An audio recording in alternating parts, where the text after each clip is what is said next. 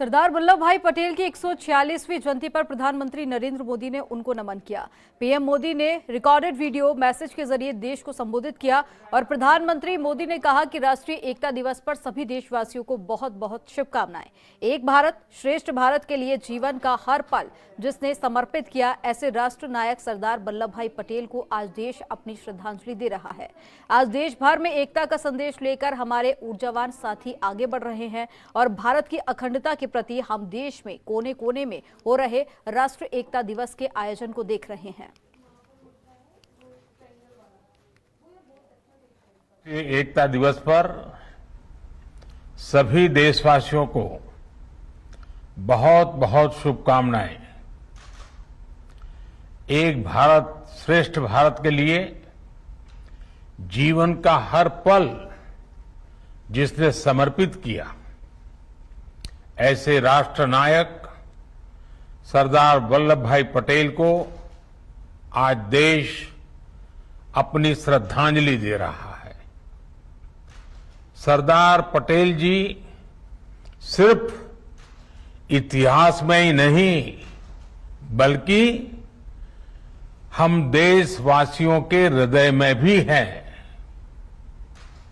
आज देश भर में एकता का संदेश लेकर आगे बढ़ रहे हमारे ऊर्जावान साथी भारत की अखंडता के प्रति अखंड भाव के प्रतीक है। ये भावना हम देश के कोने कोने में हो रही राष्ट्रीय एकता परेड में, स्टैच्यू ऑफ यूनिटी पर हो रहे आयोजनों में भली भांति देख रहे हैं। साथियों, भारत सिर्फ एक भौगोलिक इकाई नहीं है बल्कि आदर्शों, संकल्पनाओं, सभ्यता, संस्कृति, इसके उदार मानकों से परिपूर्ण राष्ट्र है।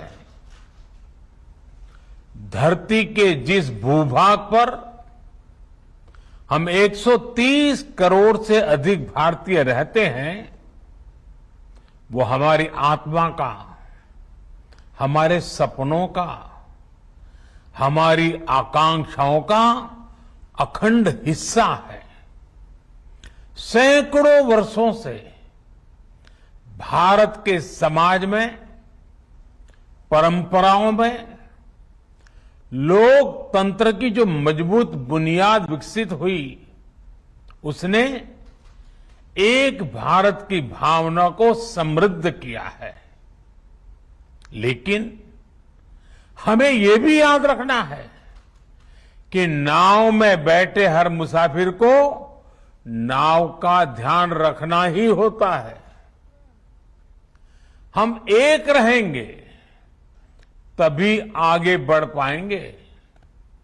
देश अपने लक्ष्यों को तभी प्राप्त कर पाएगा।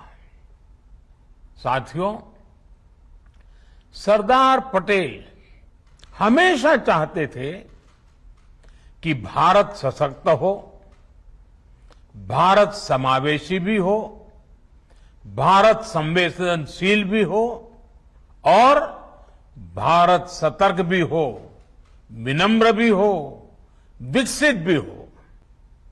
उन्होंने देश हित को हमेशा सर्वोपरि रखा।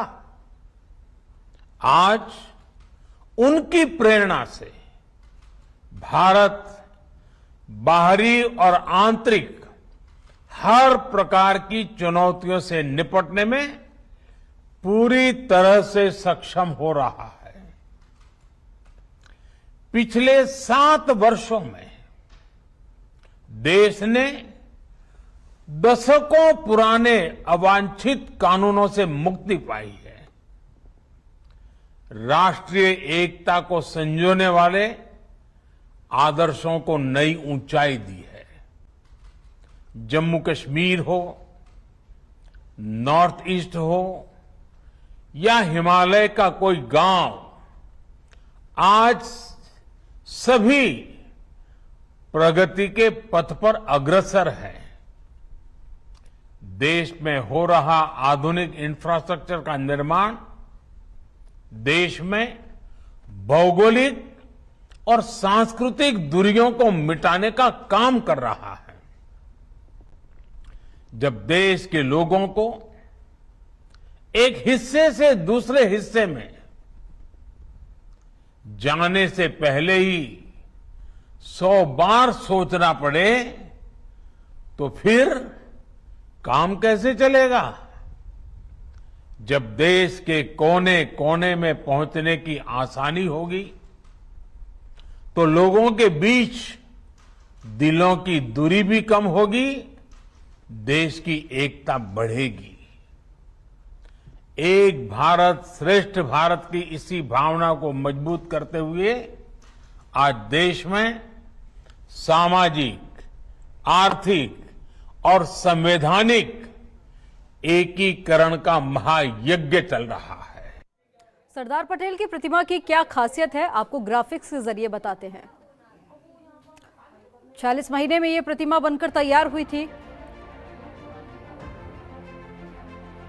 और 70,000 मीट्रिक टन सीमेंट लगा था इस प्रतिमा को बनाने में और 6,000 मीट्रिक टन स्टील का इस्तेमाल किया गया है इसमें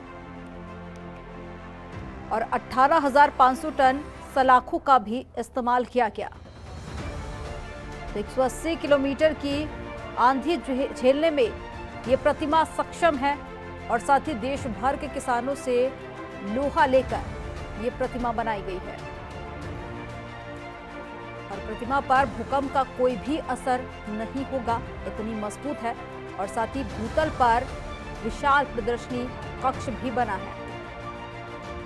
4,687 मीटर में 47 मीटर में प्रदर्शनी कक्ष बना है। खबरों के निष्पक्ष विश्लेषण के लिए सब्सक्राइब करें Janatantra TV and press the bell icon. Never miss any update.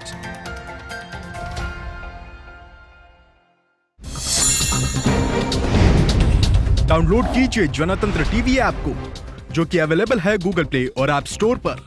अधिक जानकारी के लिए अभी डाउनलोड करें।